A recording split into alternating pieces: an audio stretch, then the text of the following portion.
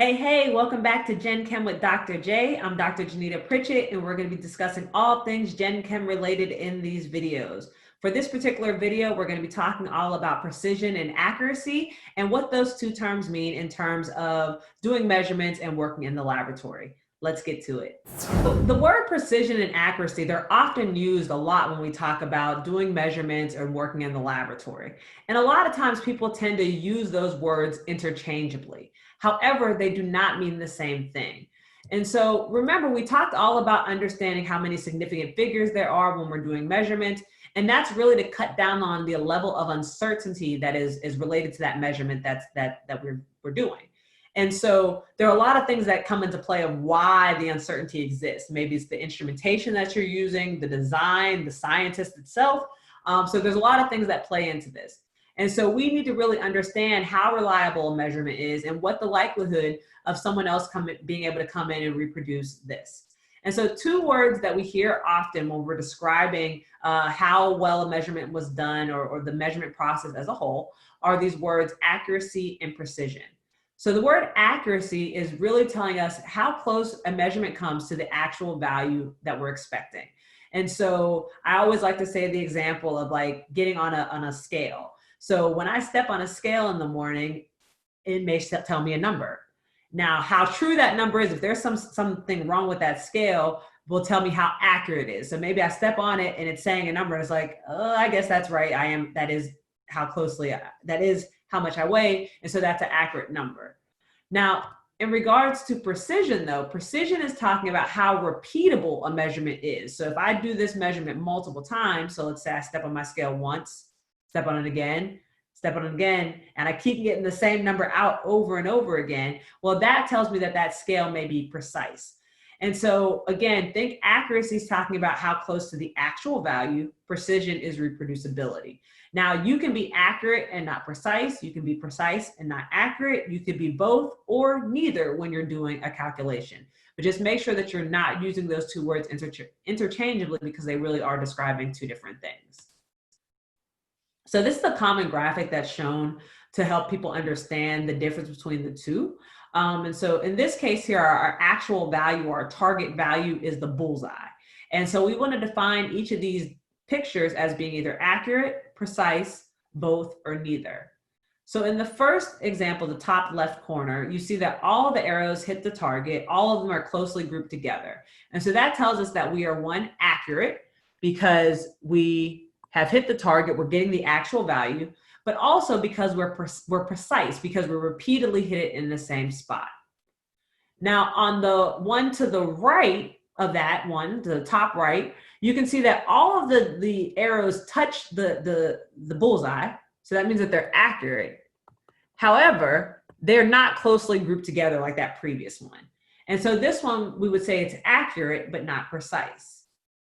In the bottom left corner, you see that none of them hit the target, the bullseye. However, all of them are nice and closely grouped together. So that means every time I shot this arrow, I kept hitting the same spot. So this would be considered precise, but not accurate. And then last but not least, you see that in the final one to the bottom right, that only one hit the target. They're not grouped together. So we would say that this one is neither accurate nor precise. Okay, so that's a great visual for you all just to understand the difference. But I'll show you an example where we apply this in the measurement world.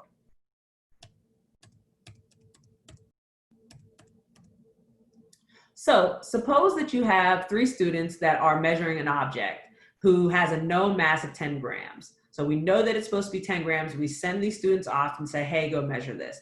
Well, when they measure this, they report out the following. So you can see student A's 4 trials and their average amount, student B and student C. And from this information, we can define which student would be the most accurate or which student would be the most precise or which would be both or neither, okay? So remember, accuracy, we're looking at those that are close to the expected value.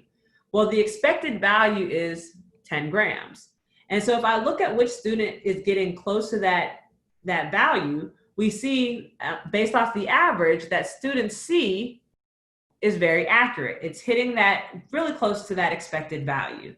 We can see that both student A and student B are higher or lower respectively from that object. So we would not say either of those are accurate. Now, precision, again, is looking at how repeatable are the numbers.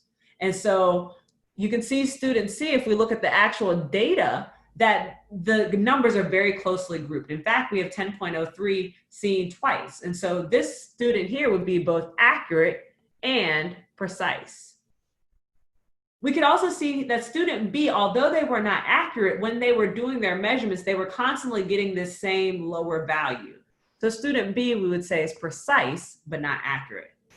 Now, student A, I'm not sure what they were doing. Their data is all over the board. We would say that student A is neither accurate nor precise because it's not repeating any of those measurements. If you look at it this way, through a more visual representation, you can see again that student A is not accurate, not precise. It's not hitting that true value. The measurements are all over the board.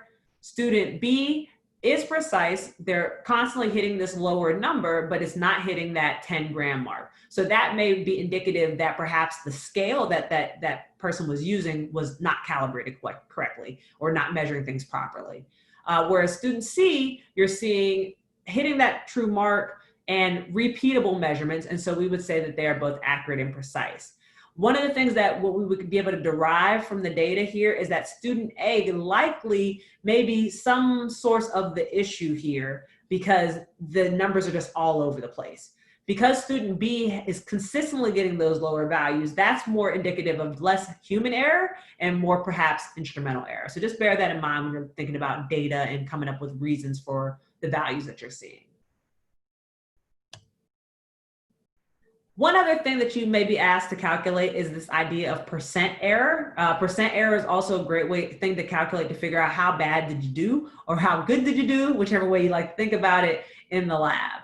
And so there's a really simple formula that you use for percent error. So it's your results or the actual results that you got minus the accepted results, and we call those your theoretical results, divided by the theoretical results, and we multiply by that by 100. So sometimes you'll see the same formula written as actual minus theoretical over theoretical, and we're going to take the absolute value of that times 100, okay? And so if we wanted to take this problem here, it says a student measures the volume of 2.5 liter container to be 2.38 liters. So the 2.5 liter represents our theoretical. That's what it's supposed to be. But when I went and did it, I actually got this. And so to calculate the percent error, we're going to take my actual minus my theoretical divided by the theoretical times 100. And you'll notice right now, I did not put the absolute value sign. Some textbooks have removed that. And we'll talk about what that information may tell us if we don't have it there. But so if we plug it in as is into our calculator, we take 2.38 minus 2.5 divided by 2.5.